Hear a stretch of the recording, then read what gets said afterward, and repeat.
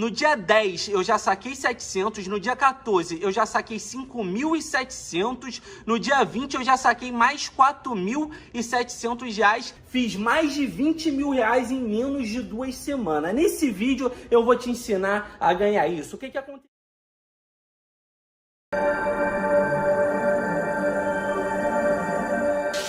In the southern Indian Ocean. As every hour goes by, the search area gets bigger and bigger. Quando o voo 370 desaparece em 8 de março de 2014, ele se torna um mistério internacional. Não é aceitável que um avião cheio de passageiros desapareça. O mundo não pode tolerar isso. Como uma aeronave de última geração com 239 tripulantes e passageiros pode desaparecer? O voo 370 pode virar um navio médio celeste do século XXI. Nothing's ruled out over the mysterious loss of a Malaysian airliner. O caso põe em dúvida tudo o que sabemos sobre a tecnologia de aviação moderna e expõe lacunas perturbadoras de comunicação e segurança. Nós vamos ter que pensar de uma forma inovadora para lidar com esse tipo de situação. Nós reunimos alguns dos maiores especialistas em viagens aéreas do mundo para investigar 10 problemas básicos que podem explicar o desaparecimento do voo 370. Nós temos muita tecnologia inteligente, telefones celulares, GPS, nós podemos encontrar qualquer coisa em qualquer lugar e realmente perdemos um avião? Este terrível incidente pode mudar para sempre a forma como viajamos pelos céus?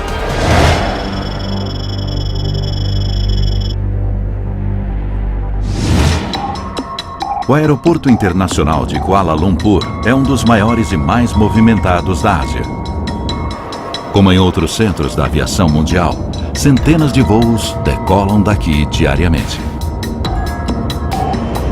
Em 7 de março de 2014, poucas horas antes do horário de partida, 227 passageiros fazem o check-in para o voo 370. Após um voo noturno, eles devem chegar a Pequim às 6 da manhã. Primeiro, os passageiros passam pela segurança do aeroporto. Enquanto seus documentos são conferidos e sua bagagem escaneada, o Boeing 777 é preparado para a decolagem. Os 12 tripulantes do voo 370 se apresentam para o trabalho e se dirigem ao avião. Eles também passam pela segurança.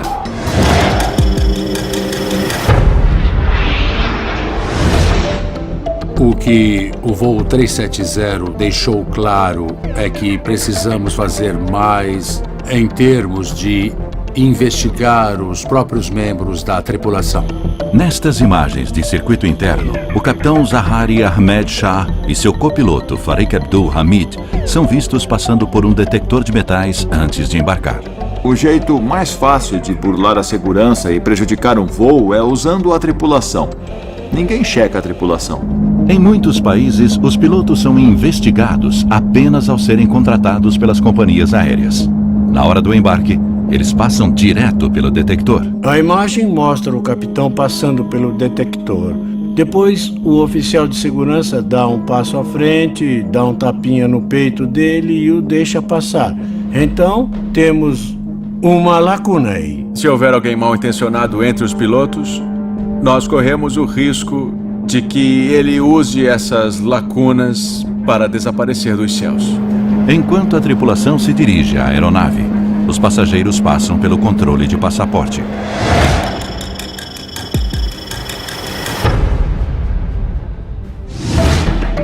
Dois dos passageiros prestes a embarcar no voo 370 estão viajando com passaportes roubados e não são detidos. O fato de as pessoas que embarcaram nesse avião não terem sido devidamente investigadas é um problema sério para mim.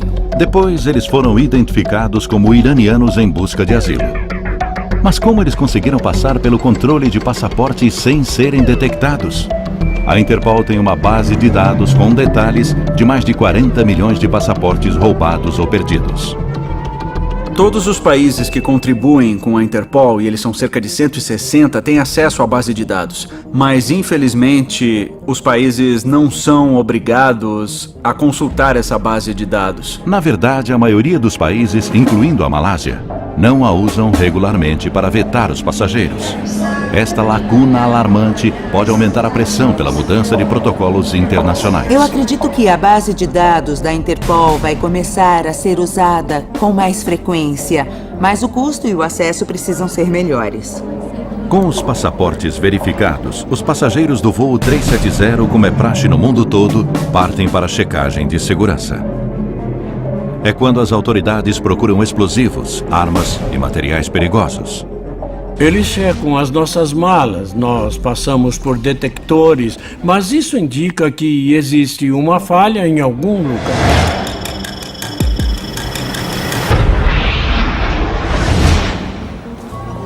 Desde o 11 de setembro, o escaneamento corporal e de bagagem se tornou obrigatório em aeroportos do mundo todo. Mas o processo não é tão meticuloso quanto pensamos. A nossa bagagem de mão nem sempre recebe a atenção adequada. Depois de 1 hora na fila, nós achamos que a segurança é alta. Mas cada escaneamento individual deve levar aproximadamente de 12 a 15 segundos. Uma pessoa fica sentada na máquina de checagem das malas e ela vê uma imagem a cada 8 segundos. Eu não conheço ninguém capaz de realmente checar o que tem em uma mala em 8 segundos.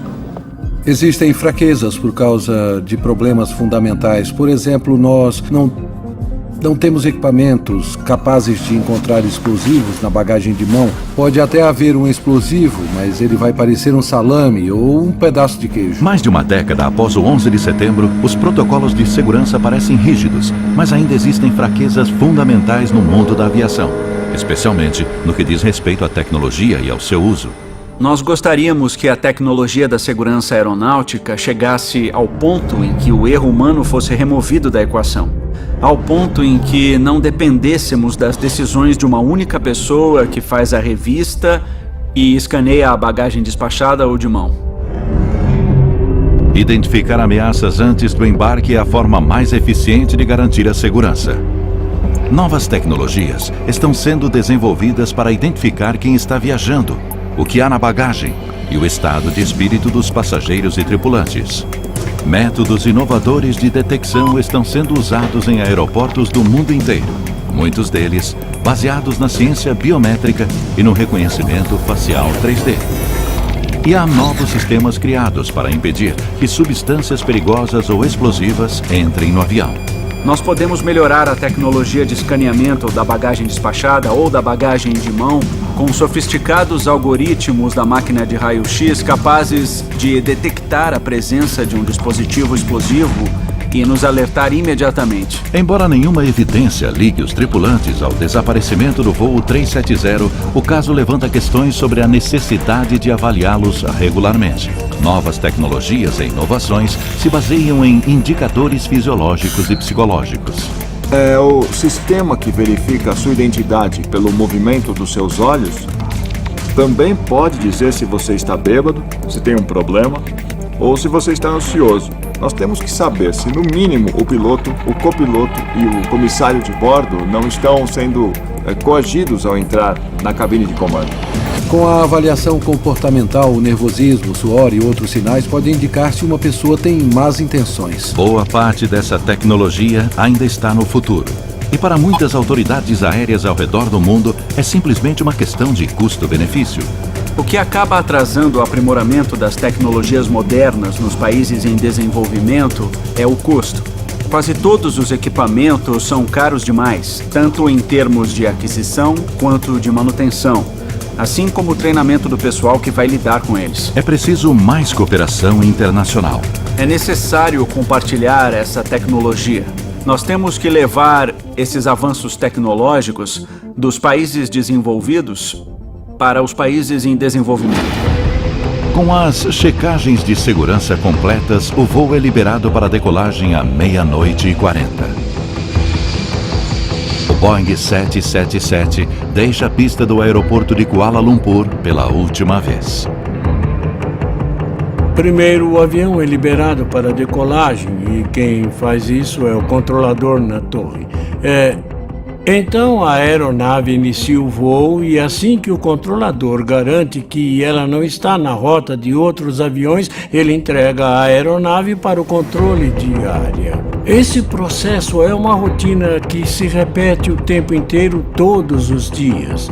O controlador de voo vai identificar o avião, vai colocá-lo em altitude de cruzeiro, em sua rota correta, o mais rápido possível. Por isso, há uma série de transmissões entre o controlador e o piloto. A caminho de Pequim, o voo 370 cruzará o espaço aéreo do Vietnã. Existem protocolos para a transferência de um voo do controle de tráfego aéreo de um país para o de outro. Ao sair de uma zona, o piloto recebe informações sobre a frequência de rádio da próxima zona. Ele faz contato e avisa a zona seguinte, onde ele está e que está prestes a entrar nela. O controle de tráfego aéreo malaio dá instruções ao voo 370 para a próxima zona de voo sobre o Vietnã. O procedimento normal seria dar boa noite ao controle de tráfego aéreo malaio e, literalmente, no momento seguinte, dar bom dia ao Vietnã. A instrução foi dada e foi confirmada. Boa noite, Malaysia 370. E depois, silêncio. A transferência de controle de tráfego aéreo incompleta é o problema seguinte na sequência de eventos. Com a comunicação via rádio suspensa, o controle de tráfego aéreo depende do radar. Mas transferências perdidas não são exatamente incomuns. A gente pode estar no meio de uma conversa sobre a navegação, alguma outra coisa, e perceber que esqueceu de fazer contato. Acontece. Obviamente não deveria, mas acontece. Mas o chamado buraco negro entre controles de tráfego aéreo internacionais fornece uma oportunidade perfeita para quem tem intenções sinistras. Se o seu plano é fazer o avião desaparecer, esse pode ser um bom ponto de partida. Você tem uns 5 minutos de vantagem antes que uma investigação séria comece a acontecer. Mais preocupação. 2 minutos após as últimas palavras do voo 370, o dispositivo de monitoramento de radar do avião, seu transponder, para de funcionar. Com 20 mil aviões no ar a qualquer momento, os transponders são a principal ferramenta de rastreamento do controle de tráfego aéreo. Um transponder é um dispositivo na aeronave que funciona por estímulo. Assim que ele recebe certas ondas de radar, de um radar em terra, ele acorda. O radar transmite uma pergunta que diz basicamente quem é você. E o transponder responde com uma mensagem digital dizendo sou eu, estou aqui. E dependendo da complexidade do sistema no avião, ele pode enviar mais informações sobre a aeronave, sua altitude e posição. Sem o transponder, o voo 370 corre sério risco de colidir com outra aeronave. A principal razão por que nós fazemos esse controle é por causa do tráfego aéreo, para evitar uma colisão entre aeronaves e garantir que cada uma ocupe seu espaço. Sobrevoando o Mar da China Meridional, a aeronave não envia sinais de rádio e seu transponder não aparece nas telas de radar. O controle de tráfego aéreo vietnamita aguarda a entrada do avião em seu espaço aéreo. Mas a contar de 00:21, eles não veem nem ouvem o voo 370. Quando um avião desaparece da tela do radar e cessa a comunicação, o controle de tráfego aéreo fica inconformado. Cego, sem o transponder, o controle de tráfego aéreo não faz ideia de que o Boeing 777 saiu de curso, indo para o oeste na direção totalmente oposta. A frequência de desaparecimentos de aeronaves é realmente muito baixa. Mas isso já aconteceu com consequências devastadoras no 11 de setembro, quando os sequestradores assumiram o controle. A primeira coisa que fizeram foi silenciar a aeronave. Eles desligaram o transponder e cessaram a comunicação via rádio. Ninguém sabia exatamente onde estavam os aviões. A tragédia motivou uma alteração de protocolo global. Quando eles entendem o que está acontecendo, uma das medidas é contatar os serviços de segurança. Se eu entro no espaço aéreo de Londres, e você sabe como a frequência muda várias vezes em um período muito curto, basta eu perder um contato que, sem mais nada acontecer, dois caças aparecem ao meu lado. É preciso revolucionar urgentemente o sistema de controle de tráfego aéreo mais uma vez? Talvez seja a hora de trocar a transferência manual por um sistema automático. Eu acho que uma transferência automática seria benéfica. Mas sempre que aumentamos a automatização, aumentamos o possível... risco. Isso, risco. É uma escolha entre a tecnologia, que nos dá mais certeza, e o fator humano, que nos dá um pouco mais de controle, mas gera um ponto de ruptura. Mas o transponder não é o único sistema que mantém os aviões em contato com o solo. Existe outro, o Sistema de Comunicação e Relatórios de Aeronaves, ou ACARS. As aeronaves podem automaticamente enviar dados sobre o seu desempenho ao fabricante, incluindo o desempenho do motor, consumo de combustível e talvez até a velocidade da aeronave. Mas no caso do voo 370, o sistema via satélite parou de transmitir mais ou menos ao mesmo tempo em que o avião se desviou da rota e o transponder parou de funcionar. É nessa janela de 10 a 15 minutos que nós precisamos entender o que estava acontecendo na cabine de comando. O fato de tanto o transponder quanto o sistema ACARS terem sido desligados levanta uma questão crucial. O transponder tornou-se inoperante. Como ele se tornou inoperante? No momento, parte do sistema ACARS foi desativado. Pode ter sido uma desativação proposital ou uma falha de sistema muito específica. A pessoa em melhores condições de desligar o sistema é o piloto. Se o piloto tiver que desligar o transponder, ele não vai ter nenhum problema, porque ele fica aqui no controle central e é só uma questão de localizar a chave e então virar. Outro jeito de fazer isso, ou por exemplo de desligar o ACARS, é mexer aqui em cima nos disjuntores e puxar os disjuntores correspondentes, e isso faz tudo parar de funcionar. Um piloto pode desligar um transponder por motivos legítimos. Eu tive que desligar um transponder durante o voo uma vez, e no meu caso foi por causa de uma pane elétrica. Eu não consigo imaginar uma situação em que eu desligaria o transponder e não informaria ao controle de tráfego aéreo sobre a minha decisão. Acidental ou propositalmente, os pilotos devem ter a opção de desligá-lo sem o consentimento da torre de controle? Nós temos que aceitar que o capitão de uma aeronave tem e deve ter o controle total sobre tudo naquela aeronave, incluindo o desligamento dos sistemas elétricos, com exceção dos absolutamente necessários para o controle de voo, para combater, por exemplo, incêndios. A ideia de a torre poder assumir o controle, eu acho aterrorizante. Como a torre pode tomar as decisões que nós tomamos no ar? Encontrar o equilíbrio entre a autonomia dos pilotos e a importância de um monitoramento adequado continuará sendo um desafio. A ação humana não é a única causa possível por trás do colapso dos sistemas de rastreamento. Uma falha mecânica também pode ter desativado os componentes elétricos. Isso pode explicar por que o voo não pôde ser monitorado e a tripulação não conseguiu pedir socorro.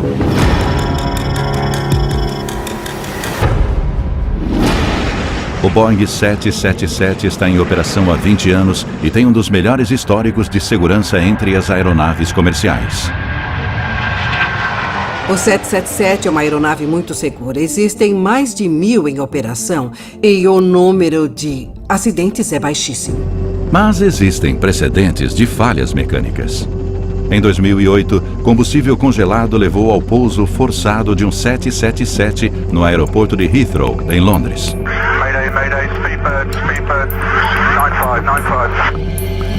Mas a hipótese de falha mecânica mais provável no caso do voo 370 é um incêndio na cabine de comando, como no Egypt Air 667. Um curto-circuito atingiu o duto de oxigênio da cabine de comando.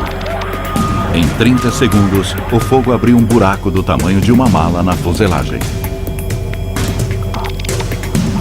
Uma falha mecânica explicaria por que o voo 370 virou inesperadamente para o oeste. Em caso de fumaça, fogo, qualquer coisa do tipo, a prioridade é aterrissar o mais rápido possível. Se algo similar aconteceu no voo 370, isso explicaria a curva. Pilotar, navegar, comunicar. Não me surpreende que eles não tenham enviado uma mensagem de emergência. Porque se o incêndio na cabine de comando foi grave, estamos falando de 20, 30 segundos, não é muito tempo. Mas não há tentativa de aterrissagem. O voo 370 segue na direção errada, rumo ao mar. Embora os dispositivos de rastreamento estejam desativados, um link de comunicação vital continua ativo: os pings, ou sinais de dados da antena de satélite. Os pings são uma resposta automática da aeronave dizendo: sim, ainda estou aqui. Os pings continuam sendo transmitidos mais de 6 horas após o avião sair da rota. Esse fato se torna vital na busca pelo voo 370.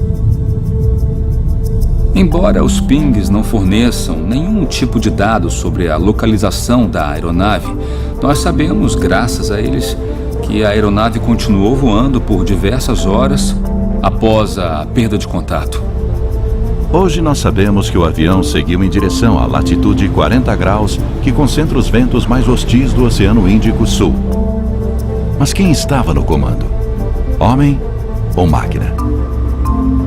Se o piloto para de comandar o avião, normalmente o piloto automático assume e continua no comando até o avião pousar em seu destino ou até acabar o combustível ou alguma outra coisa dar errado. Como um avião fantasma.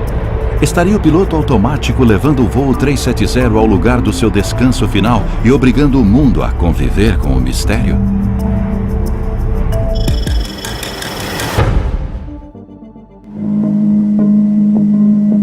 O voo 370 sai de curso e parte rumo à vastidão do Oceano Índico. Um mistério que expõe uma série de lacunas na segurança aeronáutica. Em terra firme, o mundo acorda com a notícia urgente de que há um avião desaparecido. Parentes e amigos em Pequim chegam para receber o voo 370, mas ele nunca aparece. Malaysia Airlines confirmed that the flight MH370 had lost contact with Subang Air Traffic Control at 2:40 a.m. Com o nível de combustível perigosamente baixo, às 8h11 da manhã, o avião envia seu último sinal de satélite automático, ou ping. O transponder foi desativado há mais de 7 horas. E o controle de tráfego aéreo malaio ouviu o copiloto pela última vez 6 horas atrás. Um avião passar um período tão grande sem um monitoramento é algo muito raro.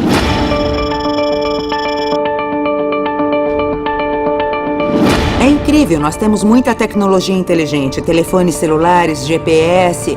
Nós podemos encontrar qualquer coisa em qualquer lugar do mundo e realmente perdemos um avião com tanta gente a bordo? Como encontrar um avião desaparecido? O primeiro método é rastrear a partir do solo, através de radar. Uma lacuna fundamental é a nossa dependência de tecnologias limitadas. O radar existe desde a Segunda Guerra Mundial.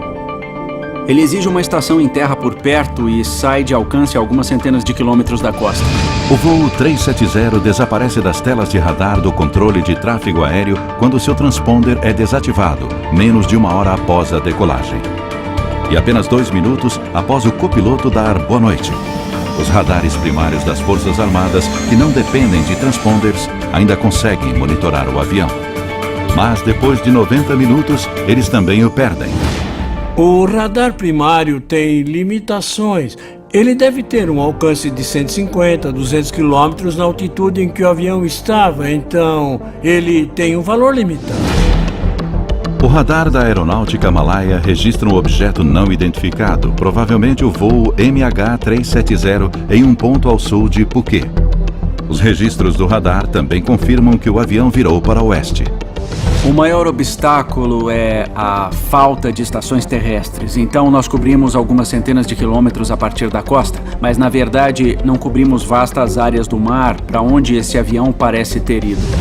Então, quando o voo 370 desaparece de todos os radares, alguém continua observando? Nesse caso, quem?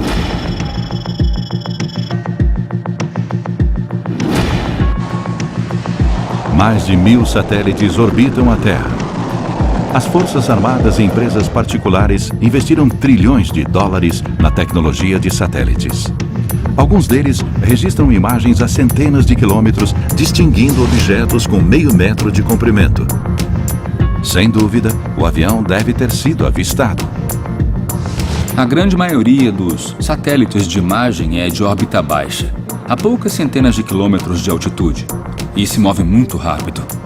Então, capturar a imagem a partir de um satélite de algo na superfície da Terra é como passar por uma rua de carro, olhando através de binóculos e tentar ler os números de todas as casas.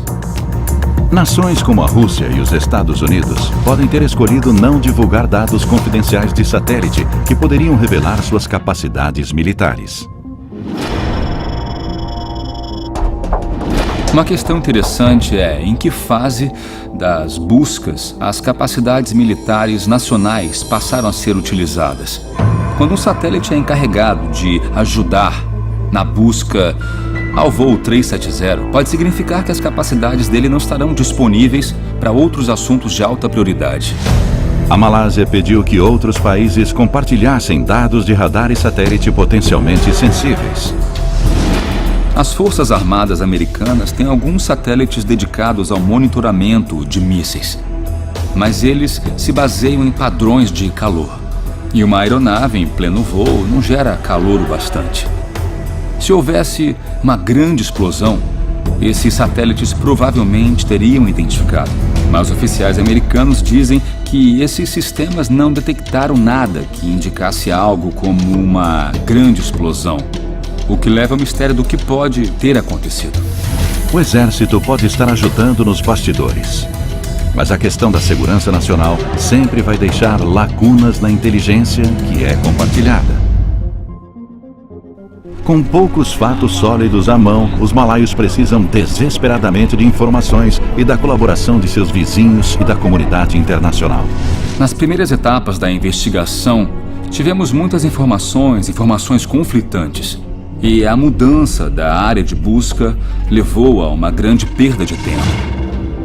A operação de busca em terra firme é prejudicada pela falta de informações.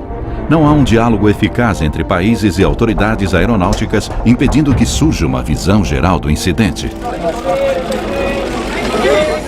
Foi crise, atrás de crise, atrás de crise. E sem nenhum gerenciamento dessa crise. As informações sobre o paradeiro da aeronave nos estágios iniciais talvez devessem ter sido filtradas em um nível bem mais alto por uma autoridade bem maior. Uma informação vem à tona graças à operadora de satélites britânica Inmarsat. Os dados de satélite dos pings da aeronave. Mas eles são ignorados, talvez até ser tarde demais. Na perda deste avião, vimos que os países não se comunicaram direito e tempo foi perdido. Existem protocolos para desastres internacionais, mas as circunstâncias do desaparecimento do voo 370 são únicas. Para uma busca em águas internacionais, a nação afetada pode invocar a Carta Internacional sobre o Espaço e as Grandes Catástrofes, que prevê a ajuda de países como a China e os Estados Unidos. Os membros disponibilizam um ou mais de seus satélites para coletar imagens da área especificada e as fornecem ao país que invocou a carta. No entanto, a carta não estipula exatamente como darão a assistência. E cabe aos países fazer todo esse trabalho. É provável que possamos melhorar muito a colaboração entre diversas organizações e países que possuem capacidades diferentes, especialmente em termos de imagem de satélite e telecomunicações. Os protocolos existem, mas as nações envolvidas precisam se comunicar com mais rapidez e eficiência. Parece que o mistério não resolvido do voo 370 pode levar os países a buscar uma abordagem padronizada e talvez uma entidade superior realmente global possa começar a surgir e nós precisamos dela. Enquanto o mundo vasculhava o mar da China Meridional em busca do voo 370, em Londres, os técnicos da Inmarsat decidiram tentar localizar o avião analisando os pings ou dados enviados ao satélite. O sistema continuou emitindo os pings para a rede. Os sinais enviados pela estação terrestre perguntavam para a aeronave: "Você está aí?" E a aeronave respondia: "Sim, estou aqui." E isso ocorria de hora em hora com uma frequência previamente determinada. Mas os pings de satélite emitidos para e pela aeronave não informam a localização do avião. No entanto, apesar da falta de dados, a equipe enfrenta o desafio.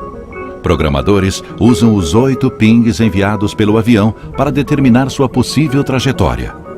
Análises isolam 2 possíveis corredores que o avião pode ter usado. Um rumo ao norte entre a Tailândia e o Cazaquistão. O outro, rumo ao sul, entre a Indonésia e o Oceano Índico Sul. Nós usamos a diferença de velocidade com que o sinal foi da aeronave até o ponto fixo, o satélite no espaço. É o chamado efeito Doppler. Imagine um apito de trem ficando mais alto ao se aproximar de você e mais baixo ao se afastar. Nós usamos esses sinais para determinar em que ponto daquela rota específica o avião poderia estar.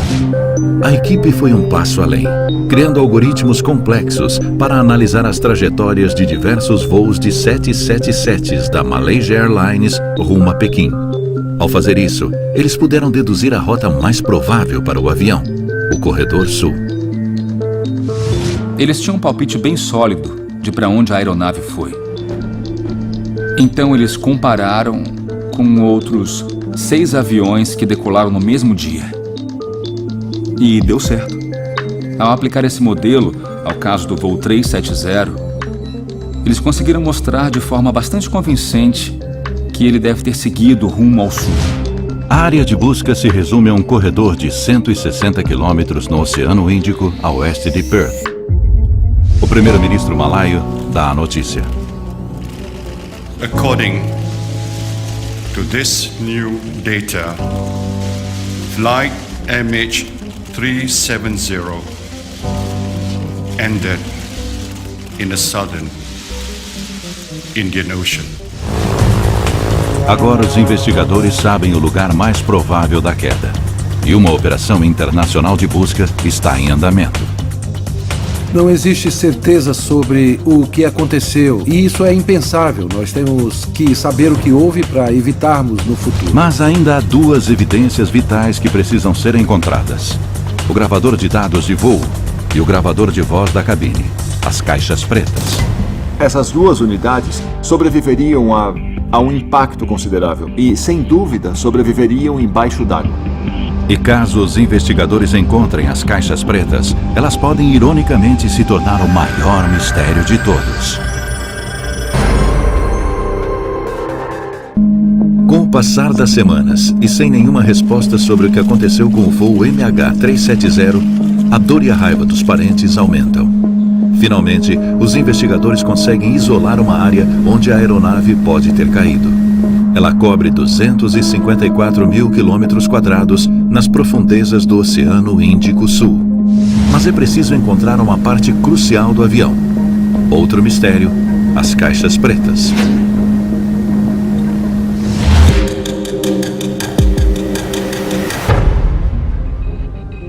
Depois de identificar um campo de destroços, temos que encontrar as caixas pretas, os 2 dispositivos de gravação. A questão é, o que eles podem nos dizer? Uma caixa preta tem 2 partes, ambas localizadas na traseira da aeronave. O gravador de voz da cabine registra vozes e sons de 4 microfones espalhados pelo painel. Já o gravador de dados de voo registra dados de vários sensores ao longo da aeronave. Em algo como o Boeing 777, cerca de 1.500 parâmetros seriam registrados. Ele grava velocidade, altitude, despressurização da cabine, uma vasta gama de parâmetros. As caixas pretas são equipadas com um sinalizador submarino que é ativado pelo contato com a água salgada. Ele emite um ping, um sinal parecido com uma batida cardíaca para dizer eu estou aqui. A equipe de busca, então, precisa localizar este sinal e ele tem um alcance bem curto, apenas alguns quilômetros. Mas o voo 370 expôs uma falha no projeto da caixa preta. A fraqueza é que elas são difíceis de encontrar, especialmente em uma queda no mar. Foi uma das coisas que nós vimos no voo 370. No momento, a lei só exige que a bateria do localizador submarino dure 30 dias. Foi aprovada uma mudança para que ela dure 90 dias, e isso está ocorrendo lentamente. Outra falha fatal da caixa preta é que, mesmo que seja encontrado, o gravador de voz não deve revelar o que aconteceu na cabine de comando quando o avião mudou de curso. Uma das desvantagens do gravador de voz é que ele só tem uma duração de 2 horas. E isso não é o suficiente. Nós podemos ter perdido o evento que causou o problema, porque depois ele grava por cima. Com o tempo se esgotando, a busca pelo voo 370 continua. Ela se torna a maior busca multinacional aérea e marítima da história, envolvendo 26 países. Eu acho que o comandante da Marinha Australiana fez o melhor comentário sobre isso. Alguém perguntou se era como procurar uma agulha no palheiro. Ele disse, ainda estamos procurando palheiro, imagina a agulha. É. Com a esperança diminuindo, 4 semanas após o desaparecimento do voo 370, surge a notícia de que barcos chineses e australianos detectaram sinais que podem estar vindo da caixa preta. British, Australian and US teams are using sonar and listening devices to try and capture pings emitted by the device. A busca se intensifica a 1.600 quilômetros ao noroeste de Perth. Mas localizar e recuperar a caixa preta no leito oceânico montanhoso será a tarefa mais difícil até agora. Time is against them. 28 days on from the jet's disappearance, the batteries in the recorders only last for around 30. Mesmo que eles encontrem a caixa preta, ela nunca revelará todos os detalhes sobre o que aconteceu com o voo 370. Este caso pode mudar essa abordagem e forçar a indústria a registrar mais dados ao longo de um intervalo maior nas caixas pretas. A perda trágica de 239 passageiros e tripulantes expôs as limitações da tecnologia usada na aviação. Em um mundo onde podemos transmitir dados em tempo real para smartphones com mais memória do que uma caixa preta, está na hora de essa tecnologia ser aplicada a aeronaves? Eu acho que a prioridade é, a curto prazo, tentar encontrar alguma solução para podermos transmitir dados em tempo real de uma aeronave durante o voo para sistemas em som. E essa tecnologia não está tão distante. E algumas inovações podem ser aceleradas como resultado do voo 370. A Universidade de Cranfield, líder em pesquisa aeronáutica, está desenvolvendo um sistema de informação revolucionário, a transmissão seletiva, que utiliza dados em tempo real da aeronave. Em vez de fazer a aeronave transmitir dados o tempo todo, nós esperamos que ela entre em uma situação incomum, talvez no meio de um acidente, e só aí ela passa a fornecer informações, altitude, velocidade, nível, inclinação, parâmetros como estes, para tentarmos entender se algo incomum está acontecendo. A transmissão seletiva enviará dados vitais em tempo real ao fabricante e será mais fácil localizar a aeronave em caso de acidente, como o do voo 370. Mas sua aprovação e instalação em aviões de passageiros pode levar anos. Já existe tecnologia disponível para companhias aéreas dispostas a instalá-las que fornecem feedback de performance em tempo real. Novos motores aeronáuticos de empresas como a Rolls-Royce e a GE têm a capacidade de automaticamente enviar dados sobre o seu desempenho para os fabricantes. Não se sabe se o voo 370 possuía esta capacidade. Se a transmissão automática de dados estivesse ativada, nós poderíamos reduzir muito a área de busca do paradeiro da aeronave. E se a aeronave do futuro, transmitindo dados em tempo real, fosse um passo além, com um piloto virtual, eliminaria a possibilidade de erro humano? A Universidade de Tóquio está desenvolvendo um sistema de controle de voo inteligente usando inteligência artificial. O principal motivo para a queda de aeronaves é o fator humano, o erro humano. E acho que precisamos desenvolver um sistema totalmente automático sem a intervenção de um piloto. Quando o piloto não pode controlar a aeronave totalmente em caso de falta de oxigênio ou de terrorismo, por exemplo, a torre pode assumir o comando para uma aeronave descontrolada ou desgovernada aterrissar em segurança. Enquanto os cientistas buscam respostas inovadoras para as questões levantadas pelo voo 370, podem surgir soluções de tecnologia sendo desenvolvidas para atender a demanda dos passageiros pelo mesmo acesso à internet que eles possuem em terra. A hiperconectividade nos céus está prestes a se tornar realidade com a Global Express. Nós estamos preparando o lançamento de 3 satélites de órbita geoestacionária que vão orbitar a Terra a 38 mil quilômetros e fornecerão cobertura em todo o planeta. Isso promete revolucionar a viagem aérea e tudo o que sabemos sobre a conexão com a rede. Você vai poder levar o seu próprio dispositivo a bordo do avião, seja ele um laptop, um tablet ou um smartphone, e se conectar a uma rede sem fio instalada na aeronave. E assistir TV e se conectar à internet com a mesma velocidade que consegue ter no solo. Eu acho que com o voo 370 estamos vendo que vivemos num mundo voltado para o conforto dos passageiros, para os sistemas de entretenimento, para a satisfação das empresas, e isso deixa claro que estamos priorizando todas essas coisas em detrimento da segurança de todos a bordo. Embora a hiperconectividade e a transmissão de dados em tempo real possam fechar algumas das lacunas tecnológicas atuais, os cientistas já estão pensando no futuro. A 6ª geração de satélites só vai ser lançada na década de 2020. Mas ela já está sendo planejada. A cabine de comando, os serviços de segurança, a comunicação com os pilotos, a comunicação com o solo, o monitoramento da saúde da aeronave. Tudo isso vai contribuir para atingir um novo patamar.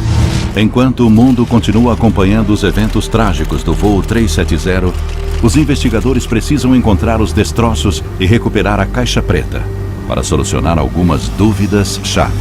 Mas podemos nunca ter todas as respostas. O que nós descobrimos é que esta não é apenas a história de um avião desaparecido. É também a história de problemas na comunicação e na tecnologia aeronáutica. Os passageiros precisam ter certeza de que a segurança é a grande prioridade, tanto no aeroporto quanto no ambiente da aeronave. Porque sem os passageiros não temos uma indústria para proteger.